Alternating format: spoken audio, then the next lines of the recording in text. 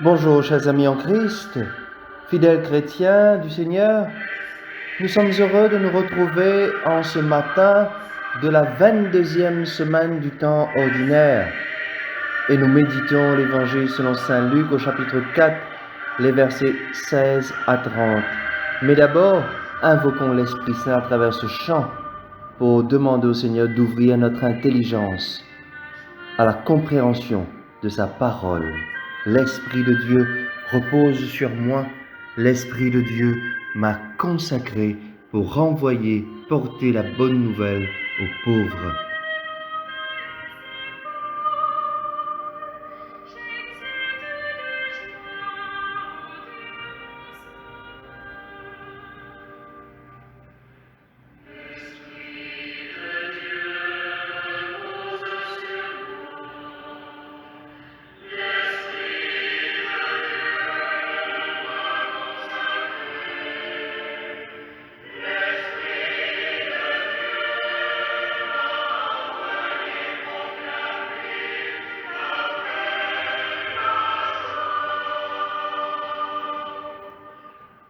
Évangile de Jésus-Christ selon Saint Luc, chapitre 4, versets 16 à 30. En ce temps-là, Jésus vint à Nazareth, où il avait été élevé. Selon son habitude, il entra dans la synagogue le jour du sabbat, et il se leva pour faire la lecture. On lui remit le livre du prophète Isaïe. Il ouvrit le livre et trouva le passage où il est écrit « L'Esprit du Seigneur est sur moi, parce que le Seigneur m'a consacré par l'onction.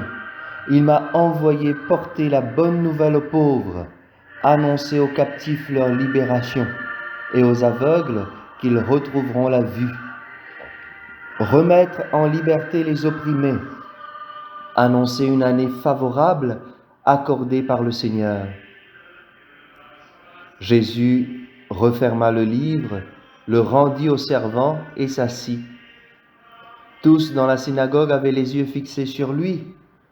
Alors il se mit à leur dire « Aujourd'hui s'accomplit ce passage de l'Écriture que vous venez d'entendre. » Tous lui rendaient témoignage et s'étonnaient des paroles de grâce qui sortaient de sa bouche. Ils se disaient « N'est-ce pas là le fils de Joseph ?» Mais il leur dit « Sûrement vous allez me citer le dicton « Médecin, guéris-toi toi-même » et me dire « Nous avons appris tout ce qui s'est passé à Capharnaüm. Fais donc de même ici dans ton lieu d'origine. » Puis il ajouta « Amen, je vous le dis. Aucun prophète ne trouve un accueil favorable dans son pays. En vérité, je vous le dis, au temps du prophète Élie, lorsque pendant 3 ans et demi, le ciel retint la pluie, et qu'une grande famine se produisit sur toute la terre.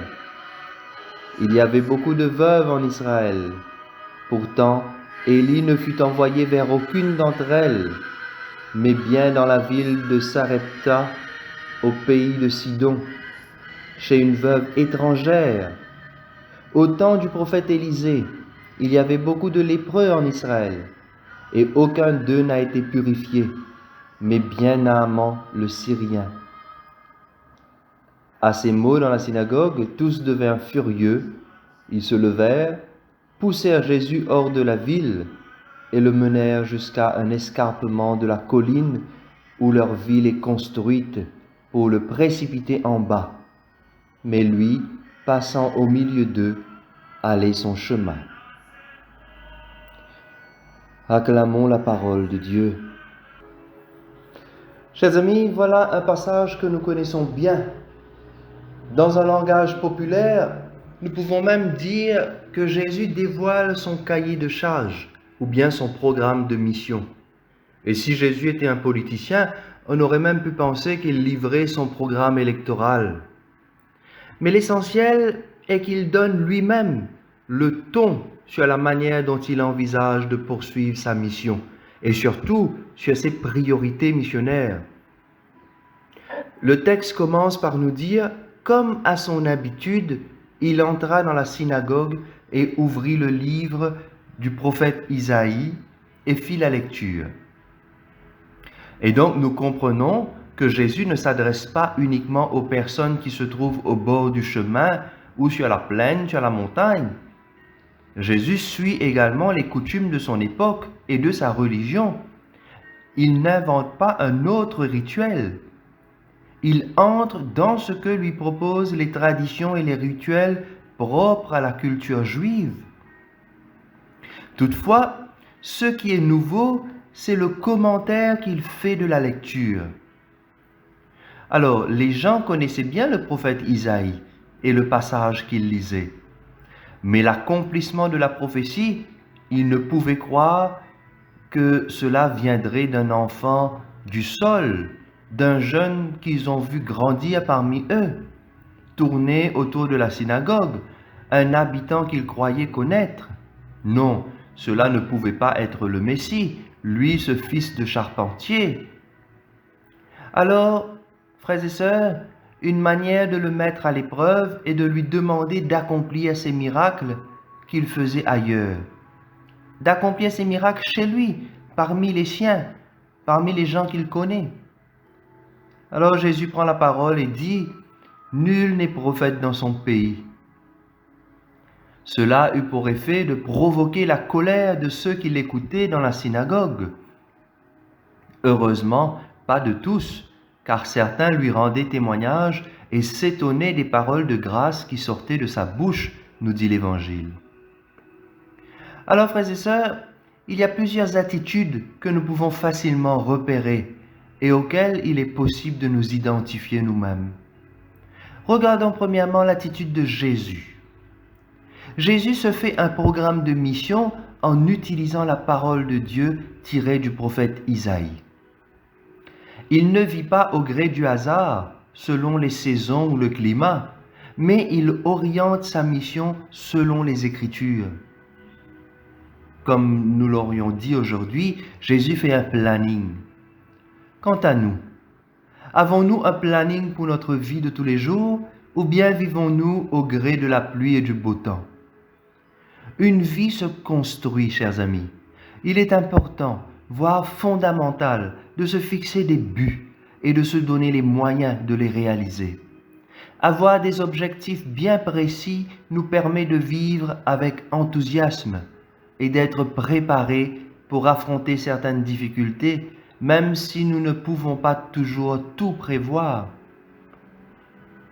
Deuxièmement, l'attitude des auditeurs de Jésus peut également nous interpeller. Une personne propose de faire le bien, de faire progresser notre société, et au lieu de l'encourager et de l'aider même, nous lui mettons des bâtons dans les roues. C'est ce que font certains vis-à-vis de Jésus, et c'est ce que nous faisons nous-mêmes parfois. Si la personne n'est pas de notre ethnie, de notre culture, de notre groupe, rien de ce qu'elle fait ne peut être bon. C'est bien là un esprit mauvais qui nous pousse à réagir ainsi. L'Esprit Saint, lui, il nous fait reconnaître le vrai, le bon et le beau. Quand une personne veut faire le bien, pour nous ou pour les autres, nous l'encourageons, nous le soutenons, car nous savons qu'il sera persécuté. Et l'Évangile finit en nous disant que Jésus, passant au milieu d'eux, allait son chemin. Une autre manière de dire, le chien aboie, la caravane passe. Oui, Jésus sait ce qu'il fait est non seulement bon, mais nécessaire. Et donc, peu importe ce que disent les gens, il continue. Sommes-nous prêts, frères et sœurs, à continuer à faire le bien, même si les critiques négatives pleuvent? Voilà, chers amis, que durant cette journée et toute notre semaine, le Seigneur nous inspire la bonne attitude à adopter. À vous toutes et à vous tous, je vous souhaite une très belle semaine en Christ.